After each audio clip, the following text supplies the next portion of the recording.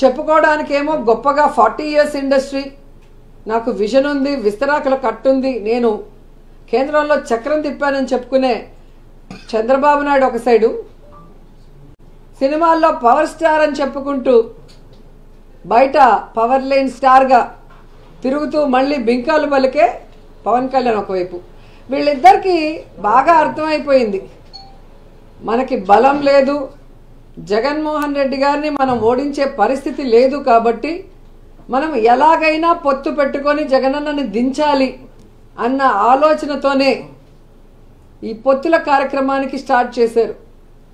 కొద్దిసేపు బీజేపీ సంకనెక్కాలని చూస్తారు, బీజేపీ సంఖ ఎత్తించుకోపోతే కాంగ్రెస్ సంకనెక్కాలని చూస్తారు, ఆ కాంగ్రెస్ ఎక్కించుకోకపోతే పిల్ల పార్టీలతో పోవాలని చూస్తారు. అంటే వాళ్ళల్లో వాళ్ళకి ఒక గందరగోళం, ఎవరితో పొత్తు పెట్టుకోవాలి, ఎలా వెళ్ళాలి, ఎవరు మనని పొత్తు పెట్టుకోవడానికి అవకాశం ఇస్తారో అర్థం కాకుండా గందరగోళం పరిస్థితిలో ఈరోజు 118 స్థానాలు అనౌన్స్ చేశారనేది మనం అర్థం చేసుకోవాలి.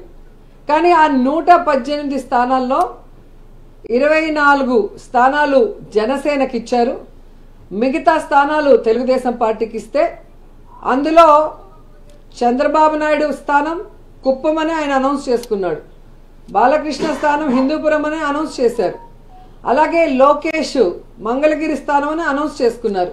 కానీ పవన్ కళ్యాణ్ ఎక్కడ నించోలో ఏ స్థానమో కూడా ఇంకా చంద్రబాబు నాయుడు డిసైడ్ చేసేంత వరకు అనౌన్స్ చేసుకోలేని దౌర్భాగ్య పరిస్థితిలో ఉన్నారు. అంటే అర్థం ఏంటి?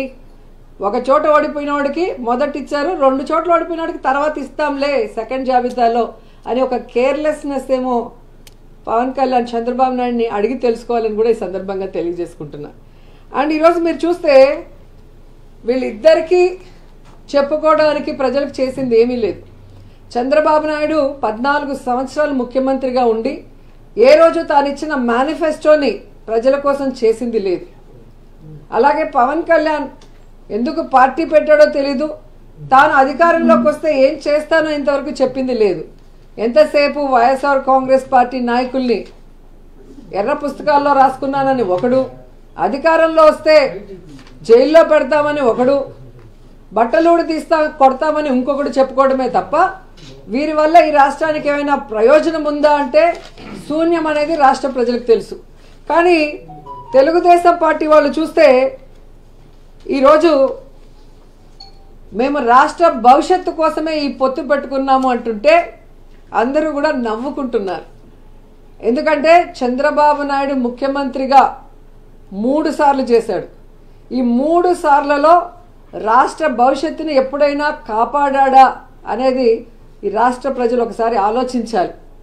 ముఖ్యంగా రాష్ట్రం విడిపోయిన తర్వాత అనుభవం ఉంది అని చెప్పి మళ్ళీ చంద్రబాబు నాయుడికి అధికారం ఇస్తే పోనీ రాష్ట్ర భవిష్యత్తుని ఏమైనా కాపాడా? రాష్ట్రాన్ని అప్పుల్లో ముంచేశాడు, రాష్ట్రాన్ని సర్వనాశనం చేశాడు, రాష్ట్ర ప్రజల డబ్బుని దోచుకొని స్కామ్ల ద్వారా దాచుకున్నాడే తప్ప ఈ రాష్ట్రానికి ఎప్పుడైనా మంచి చేశాడా అనేది రాష్ట్ర ప్రజలందరూ కూడా ఈరోజు గుర్తు తెచ్చుకుంటున్నారు. ఎందుకంటే ఈ రాష్ట్ర విభజన తర్వాత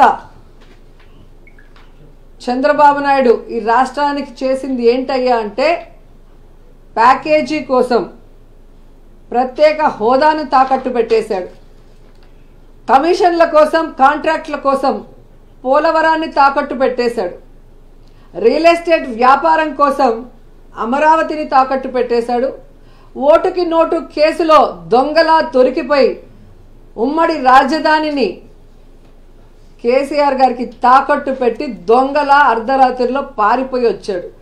మరి ఈరోజు ఏమీ తెలియనట్టు లేదా ప్రజల అమాయకులు మర్చిపోయి ఉంటారు అనుకున్నాడో ఏమో కానీ రాష్ట్ర భవిష్యత్తు కోసం మేము పొత్తు పెట్టుకున్నామంటుంటే ఈ ఆంధ్రప్రదేశ్ 2 ముక్కలు అవ్వటానికి, ఈ ఆంధ్రప్రదేశ్ అప్పుల్లో కూరుకుపోవడానికి, ఈ ఆంధ్రప్రదేశ్ని నాశనం చేసింది చంద్రబాబు నాయుడు పవన్ కళ్యాణ్ అన్నది 5 కోట్ల మంది ప్రజలకి బాగా గుర్తుంది అన్న విషయం వీళ్ళు తెలుసుకోవాలి.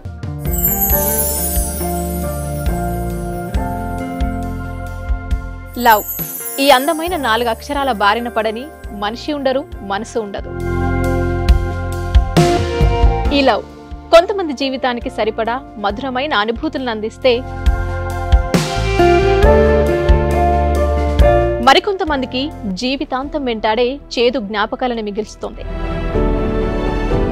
లైలా మజ్ను, పార్వతీ దేవదాస్ ఈ 2 కథల్లో మజ్ను లైలా ప్రేమ కోసం ఎంత పరితపించాడో విన్నాం. దేవదాస్ పార్వతి ప్రేమ కోసం ఎంత పిచ్చోడయ్యాడో చూసాం. కానీ లైలా మజ్ను ప్రేమ కోసం ఎంత ఆరాటపడిందో మనం ఆలోచించలేదు. దేవదాసు దూరమయ్యాక పార్వతి పరిస్థితి ఏంటో మనం అర్థం చేసుకోలేదు. ప్రేమ నుండి పెళ్లి వరకు వెళ్ళలేకపోయినా ఎంతో మంది అమ్మాయిల బ్రేకప్ స్టోరీస్తో మీ లవ్ టుడే.